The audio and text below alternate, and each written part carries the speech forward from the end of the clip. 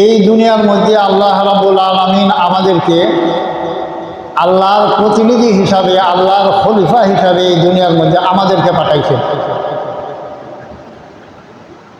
এই দুনিয়ায় আমরা আসার আগে আল্লাহ রাব্বুল আলামিন এই দুনিয়া সৃষ্টি করার পরে জিন জাতিকে বসবাস করার জন্য এই দুনিয়ার মধ্যে পাঠাইছেন। তারারে পাঠানোর পরে দেখা গেছে যে তারা আল্লাহর ইবাদত করব দূরের কথা, দুনিয়ার মধ্যে আয়া ঝগড়া ফাসাদ, দাঙ্গা হাঙ্গামা, বিভিন্ন আল্লাহর অবাধ্য হয়ে গেছে। তখন আল্লাহ রাব্বুল আলামিন ফেরেশতাদেরকে বললেন, ও আমার ফেরেশতারা, তোমরা এই জিন জাতিদেরকে বনে জঙ্গলে পাহাড়ে পর্বতে তাড়াইয়া দিয়া তোমরা যে এই দুনিয়ার মধ্যে বসবাস করো।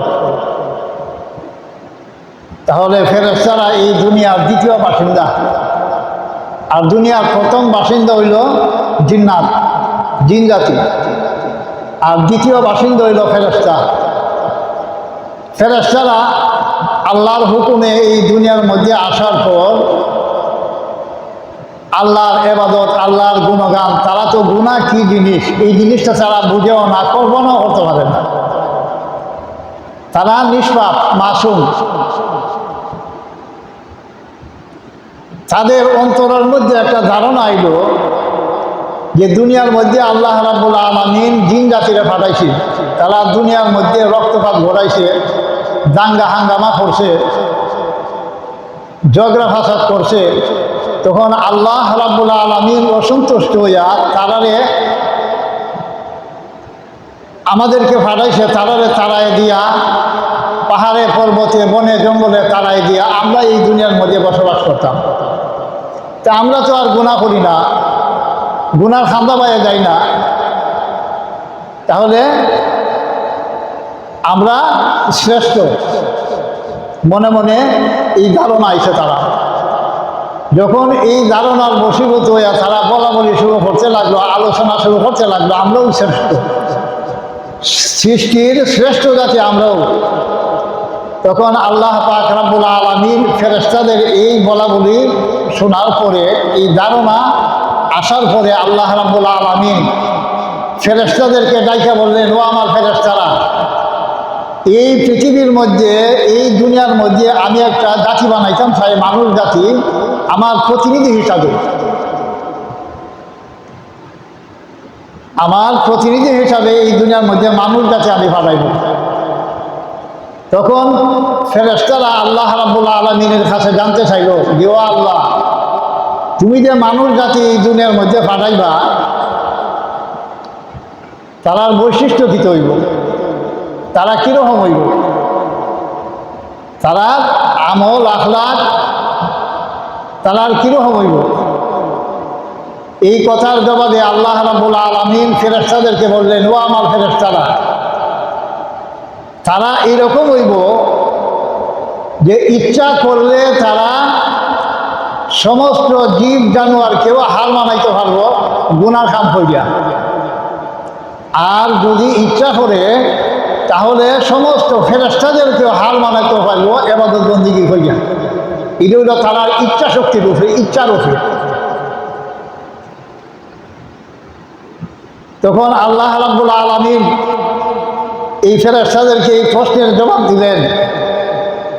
আর ফেরেশতারা মনে মনে হলো যে আমরা চাইতেও শ্রেষ্ঠ, আমরা তো কোনোদিন গুনাহ করি না, আমরা কেহ খাড়া অবস্থায় আল্লাহর গুণগান করতেছি, কেহ রুকু অবস্থায় আল্লাহর গুণগান করতেছি, কেহ সাজদা অবস্থায় আল্লাহর গুণগান করতেছি, তা আমরা চাইতেও শ্রেষ্ঠ, আমরাও হার মানাইব এই মানুষ জাতি। ভিতরে ভিতরে যেমন একটু অন্যভাব। আল্লাহ রাব্বুল আলামিন এই তাদের মনোভাব বুঝতে পাইয়া ফেরেশতাদেরকে বললেন যে, ও ফেরেশতারা, তারা ইচ্ছা করলে ফেরেশতারা তোমরাও হার মানাইব, আর ইচ্ছা করলে জঙ্গলের সমস্ত এই পৃথিবীর জীব জানোয়ারকেও হার মানাইব গুনাহ করিয়া। এটা তার ইচ্ছা শক্তির উপরে। দেখুন না, আমরা কোনো মানুষের যদি ইচ্ছা যে নামাজ পড়তাম না, বিভিন্নভাবে বিভিন্ন অবস্থায় তাহে যে বালা খাম নেক কাম আমরা করতাম না, গুনার খামে খালি জড়িত তাহে, তার ইচ্ছা বই দেয়া। আর কোনো মানুষের ইচ্ছা যে খালি বালা খাম করতো, ফার্স্ট ওয়াক্ত মসজিদ আয়া জামাতের সহিত নামাজ পড়তো, খালি নেক আমল বেশি বেশি করতো, তার ইচ্ছা বই দেয়া। আল্লাহ বললেন, ও ফেরেশতারা, গুনাহ করার কি মজা, গুনাহ করলে কি আনন্দ, এই জিনিসটা আমি তোমার অন্তরের মধ্যে দিছি না, এটা দিয়ে আমি তোমার সৃষ্টি করছি না। আর আমি মানুষ জাতি যে বানাইমো, এই জিনিসটা দিয়া গুনাহ করলে কি স্বাদ, গুনাহ করলে কি মজা, গুনাহ করলে কি আনন্দ, এই জিনিসটা বোঝার পরেও যারা গুনাহ থেকে বিরত থাকবো, গুনাহ করতো না, মজা বোঝার পরেও সাজার বয়ে যারা গুনাহ ছাড়িয়ে দিব, গুনাহ করতো না, এই মানুষের দাম তোমরা ফেরেশতার থেকেও আরো উত্তম, আরো বেশি। আর যে মানুষ সাজারে ভয় করতো না, গুনার মজায় গুনাও করবো, এই মানুষ জীব জানোয়ার চাইতে আরো নিকৃষ্ট। তাহলে মানুষ সর্বশ্রেষ্ঠ জাতি এবং মানুষ আবার সর্বনিকৃষ্ট জাতি। আল্লাহ রাব্বুল আলামিনের কাছে ফেরেশতারা বললেন, ও আল্লাহ রাব্বুল আলামিন, আমরা যে এই প্রশ্নটা তোমার কাছে করছি যে তুমি কেন মানুষ বানাইতা, আমরাও তো তোমার ইবাদত বন্দেগী করি, আমরাও তো যথেষ্ট। আল্লাহ বললেন যে ইন্নী আ'লামু মা লা তা'লামুন, আমি যা জানি তোমরা তা জানো না। তখন ফেরেশতারা শর্মিন্দা হইয়া, লজ্জিত হইয়া আল্লাহ রাব্বুল আলামিনের কাছে সপ্তম আকাশের উপরে বাইতুল মামুর নামে একটা মসজিদ আছে, ফেরেশতাদের ইবাদতের জায়গা, নূরের তৈরি মসজিদ। এই 7 আসমানের উপরে এই বাইতুল মামুর তওয়াফ করিয়া আল্লাহ রাব্বুল আলামিনের কাছে মাফ চাইতেছে যে আল্লাহ, আমরা যে এই প্রশ্ন তোমাদের করছি, আমরা ভুল করছি, অন্যায় করছি, আমরা মাফ করে দেও। আর উসিলা হিসাবে তোমার গো ইয়া আল্লাহ বাইতুল মামুর তওয়াফ করিয়া এই তওয়াফে তোমার কাছে আমরা উসিলা হিসাবে পেশ করলাম, তুমি আমরা মাফ করে দেও।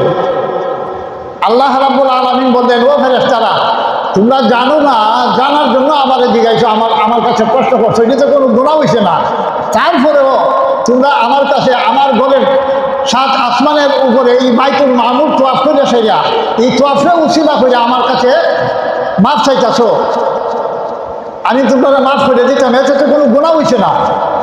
যে আমি যে মানুষ বানাইবো এই দুনিয়ার মধ্যে, তারার অন্তরের মধ্যে এইরকম একটা আকর্ষণ দিয়ে দিব, তারা ইচ্ছা করলে গুনাও করতে পারে, গুনার স্বাদ বোঝা, গুনার মজা বোঝার যোগ্যতা তারার অন্তরের মধ্যে আমি দান করে দিব। গুনাহ করলে কি আনন্দ পায়, এই জিনিসটা আমি তাদের অন্তরে দিব। এই মজা বোঝার পরেও, স্বাদ বোঝার পরেও, আনন্দ বোঝার পরেও যে মানুষ গুনাহ করতো না, এই মানুষকে তোমরা চাইতে শ্রেষ্ঠ মর্যাদার অধিকারী আমি আল্লাহ বানাই দিব। আর দুনিয়া এমন একটা জায়গা, এটা ক্ষেত্রেও গুনাহ।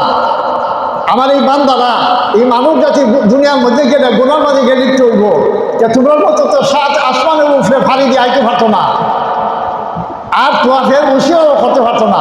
যে তোমরা কাম করো, সোজা এই যে বাইতুল মামুর হয়েছে আল্লাহর আরশের সোজা নিচে, একবারে নিজ বরাবর হইল বাইতুল মামুর, নিচে গিয়া তোমরা একটা ঘর বানাই দেও।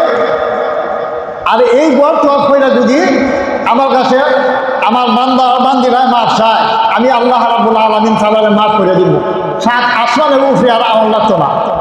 এই মর্মে আল্লাহ রাব্বুল আলামিন বলেন, ইন্না আউওয়ালা বাইতিন উযিআ লিন-নাসি লাল্লাযী বিবাক্কাতা মুবারাকান ওয়া হুদাল লিল আলামিন। যে দুনিয়ার প্রথম ঘর হইল কাবা, আল্লাহর ঘর, এই বাইতুল্লাহ শরীফ। এর আগে দুনিয়ার মধ্যে, পৃথিবীর মধ্যে কোনো ঘর বানাইছে না। পৃথিবীর সর্বপ্রথম ঘর হয়েছে এই ইবাদতের জায়গা, ইবাদত ফলনের লাগি। তাহলে এতে আমরা বুঝতে পারলাম যে দুনিয়ায় যে আমরা আল্লাহ রাব্বুল আলামিন ফাটাইছে, ইবাদতের জন্য ফাটাইছে। যদি দুনিয়াতে শান্তিতে তাহার জন্য, ফুটিয়ামুখ করার জন্য, আচরণ করার জন্য যদি এই দুনিয়ার মধ্যে ফাটাইতো, তাহলে তাহার লাগি ঘর বানাই জীবনে আল্লাহ।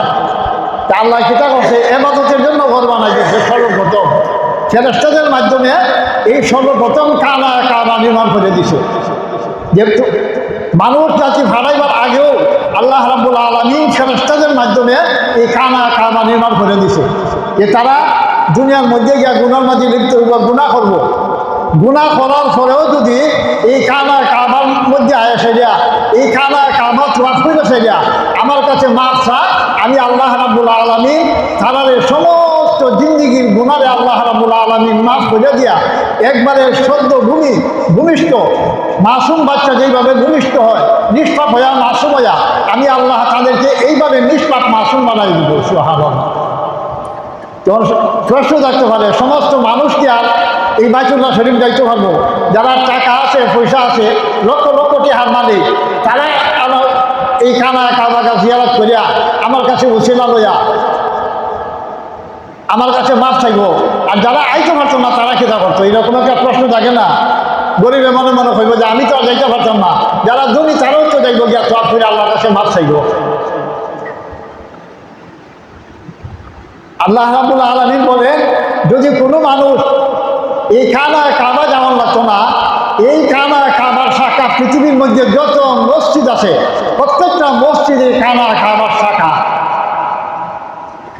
প্রত্যেকটা মানুষ যদি মহল্লার মসজিদের মধ্যে আয়া সাইরেব, এই মানুষের অন্তরটা, মানুষের মনটা মহল্লার মসজিদের মাঝে জোড়াই চাহে, সবসময় বান্দা চাহে। যে ফজরের নামাজ পড়ছে, মনটা টান দিয়েছে যে আমি দুনিয়ার খানের মধ্যে আইসি, ফজরের নামাজ পড়ে আইসি মসজিদ থেকে, আবার জোহরের নামাজটা হোক মসজিদের মাঝে আমি পড়তাম। জোহরের নামাজ পড়ে গেছে, আবার মনটা টান তাহে যে আসরের নামাজটা আমি মসজিদের মধ্যে আয় পড়তাম। আসরের নামাজ পড়ে গেছে, দিলের টান হইল, আবার মাগরিবের নামাজটা আমি পড়তাম। মাগরিবের নামাজ পড়ে গেছে, আবার মনের টান হইল যে আমি এশার নামাজটাও আয়া পড়তাম।